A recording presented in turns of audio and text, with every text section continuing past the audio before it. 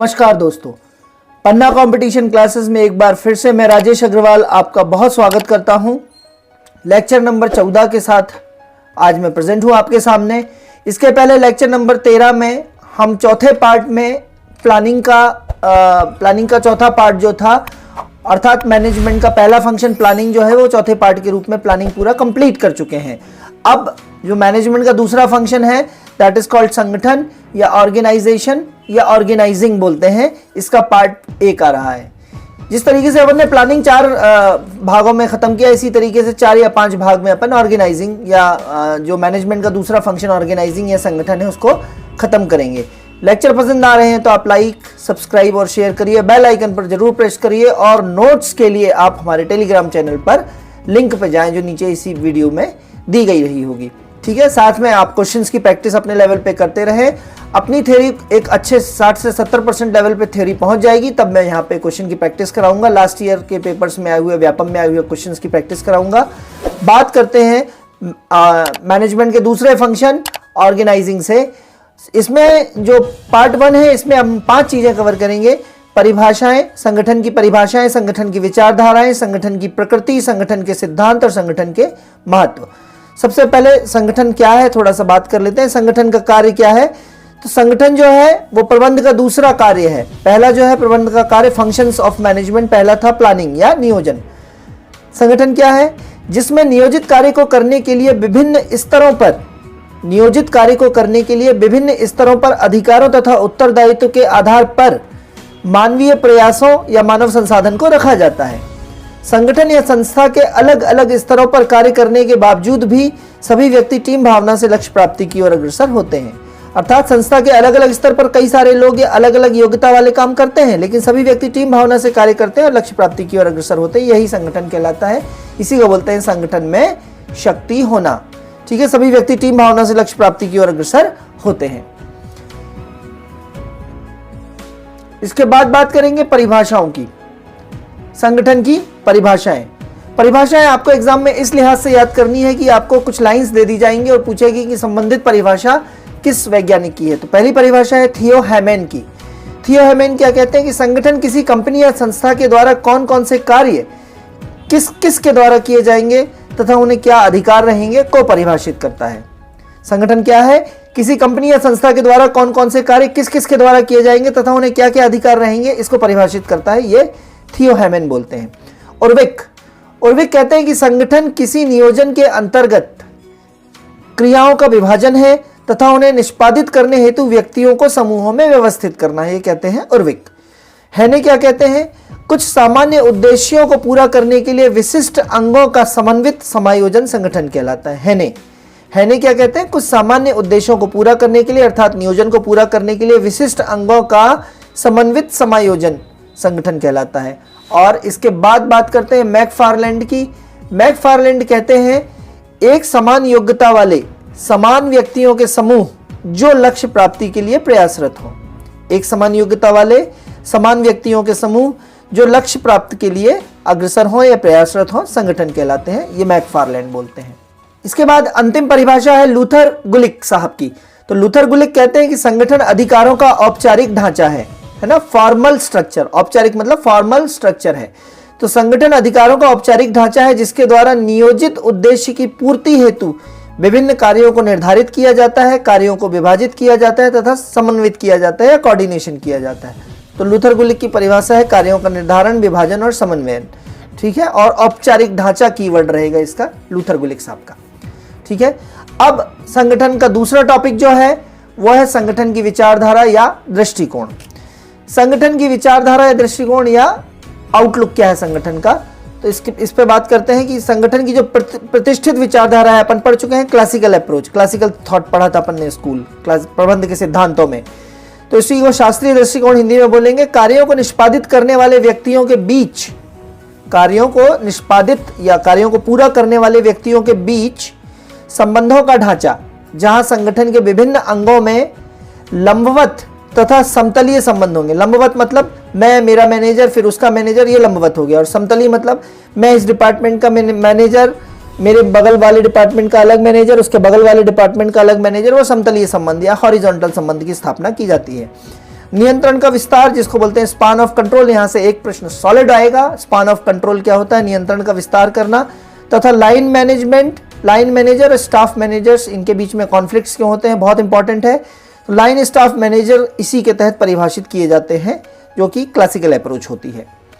फिर दोस्तों, क्या आप भी लगातार तैयारी के कारण नहीं बना पा रहे हैं अपने मैनेजमेंट सब्जेक्ट के प्रॉपर नोट्स, तो ज्वाइन कीजिए हमारे पटवारी मैनेजमेंट सब्जेक्ट के कंप्लीट कोर्स को, जिसमें आपको मिलेगा recorded classes, all lecture, PDF notes, test series. यह केवल इसकी फीस केवल 99 रुपए है। तो अभी व्हाट्सअप कीजिए इस कोर्स को ज्वाइन करने के लिए 90 39 53 44 79 पर। दूसरी विचारधारा है नौकरशाही विचारधारा। आपने पढ़ा हुआ है ब्यूरोक्रेटिक या अफसरशाही विचारधारा, पहले पढ़ के आ चुके हैं। भ्रष्टाचार का अब ये रूप हो चुका है।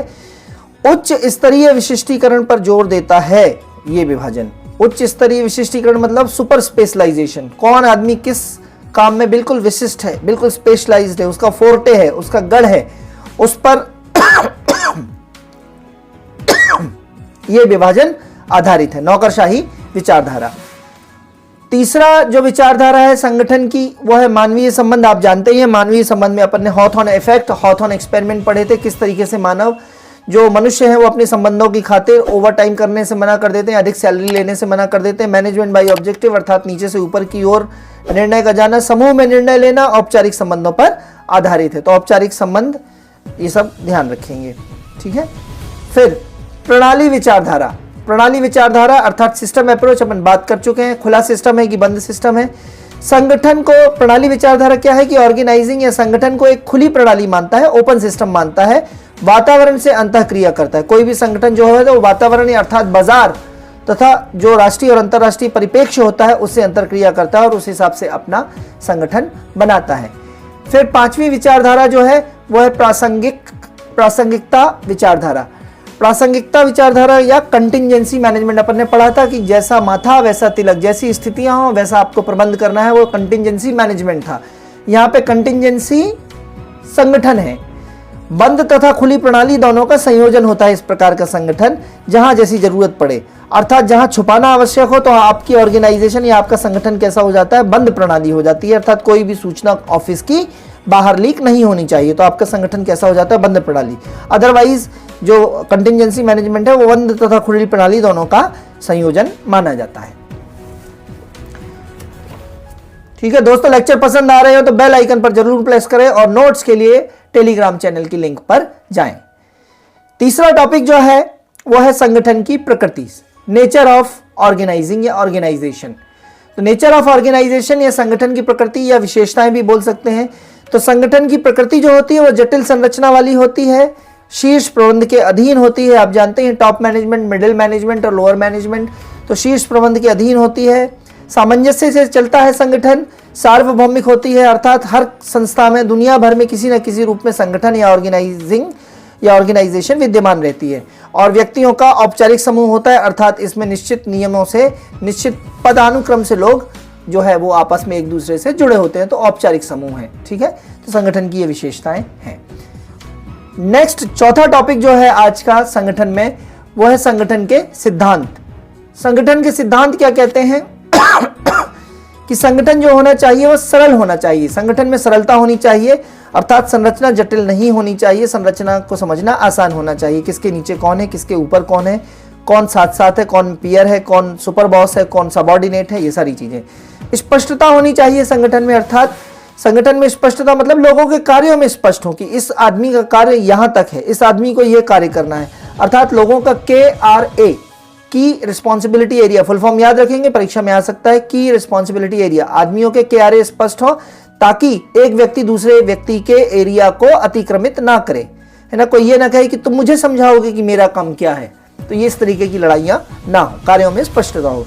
तीसरा मितव्ययिता, मितव्ययिता मतलब कम खर्चा हो, कर्मचारियों के लिए न्यूनतम नियंत्रण या पर्यवेक्षण की आवश्यकता होनी चाहिए। संगठन ऐसा होना चाहिए कि कर्मचारी जो नीचे के कर्मचारी हैं उनको देखने के लिए कम से कम कंट्रोलिंग लगे, कम से कम सुपरविजन लगे, तो आपकी लागत भी कम हो जाएगी। इसके बाद है विशिष्टीकरण, अर्थात स्पेशलाइजेशन होना चाहिए, जो जिस काम के लिए रखा गया है उस काम में स्पेशलाइजेशन होना चाहिए, तभी 100% कार्यकुशलता या इफिशियंसी आएगी। तो उस काम में स्पेशलाइज लोग होने चाहिए उस संगठन में। आदेशों की एकता का सिद्धांत आप पहले पढ़ चुके हैं। फेयोल्स 14 प्रिंसिपल में डैड यू टाई सुक्रोज एक कोट दिया था मैंने। तो आदेशों की एकता, सभी जगह से आदेश जो है वो एक से आने चाहिए ताकि संस्था के लक्ष्यों की पूर्ति की जा सके। फिर नियंत्रण के विस्तार का सिद्धांत, ये बहुत ज्यादा इंपॉर्टेंट कंसेप्ट है। नियंत्रण के विस्तार का सिद्धांत मतलब स्पान ऑफ कंट्रोल। स्पान का मतलब होता है फैलाव, विस्तार।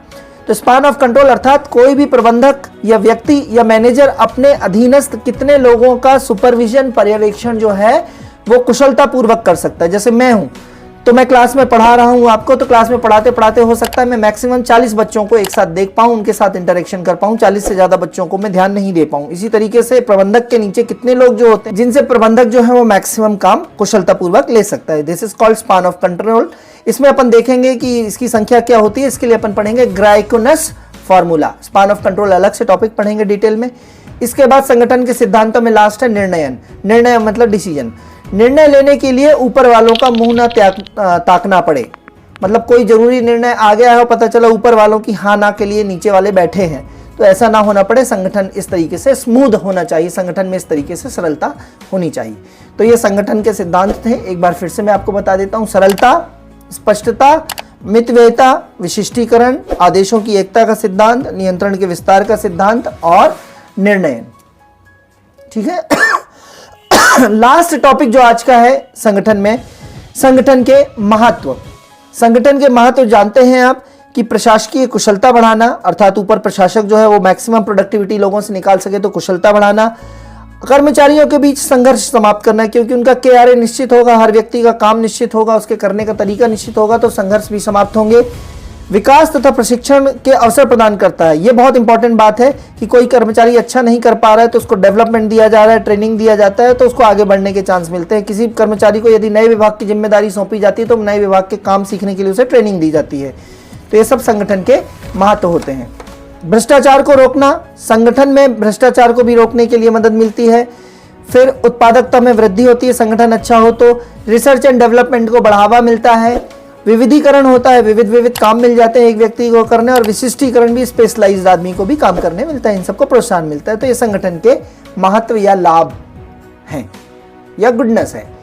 अब एक नोट पढ़ते हैं जहां पे मैंने ऊपर ट्रेनिंग और डेवलपमेंट दोनों शब्द यूज किए हैं, उनमें माइन्यूट डिफरेंस, छोटा सा डिफरेंस है। ट्रेनिंग क्या कहलाती है कि कंपनी में जो नए लोग आते हैं, जो कंपनी नए लोग ज्वाइन करते हैं, उनको पहली बार किसी चीज के बारे में, किसी प्रोसेस के बारे में, किसी क्रिया के बारे में समझाना क्या कहलाता है, उनको ट्रेनिंग देना कहलाता है। जबकि पुराने कर्मचारी जो हैं या पुराने कार्य जो हैं या कर्मचारी जो हैं, उनको अधिक उत्पादक बनाने के लिए, उनका परफॉर्मेंस कमजोर हो रहा है या वो कुशलता कमा रही है, तो अधिक उत्पादक या कुशल बनाने हेतु जो है उनका डेवलपमेंट किया जाता है। दोनों में सिखाना ही है, लेकिन नए कर्मचारियों को अगर समझाया जाएगा तो वो ट्रेनिंग होंगी, पुराने कर्मचारियों को और अधिक कुशल उत्पादक बनाने के लिए जो कार्य किया जाएगा वो कहलाएगा डेवलपमेंट। तो इस प्रकार से आज अपना जो है दूसरा टॉपिक जो ऑर्गेनाइजिंग है, ऑर्गेनाइजिंग का ये दूसरा फंक्शन शुरू होता है, और इस फंक्शन का पहला पार्ट जो है आज यहाँ समाप्त करते हैं। लेक्चर आपको कैसा लगा कमेंट जरूर करें। कमेंट बहुत कम आ रहे हैं, कमेंट करें और जो सुधार की गुंजाइश हो वो कहें। मिनिमम संसाधनों में मैं आपके सामने प्रस्तुत हो रहा हूँ, लेकिन मैं आपको मतलब ये दावा करता हूं मैं आपसे कि कंटेंट में कोई कमी नहीं आएगी, और at the end of lectures आप सभी प्रकार के पेपर सॉल्व करने में माहिर हो जाएंगे। ठीक है, तो इसी के साथ मैं अपना लेक्चर समाप्त करता हूं। लेक्चर को लाइक, सब्सक्राइब और शेयर जरूर करिए। इसी के साथ आज के लेक्चर पे यहीं समाप्त करता हूं। धन्यवाद।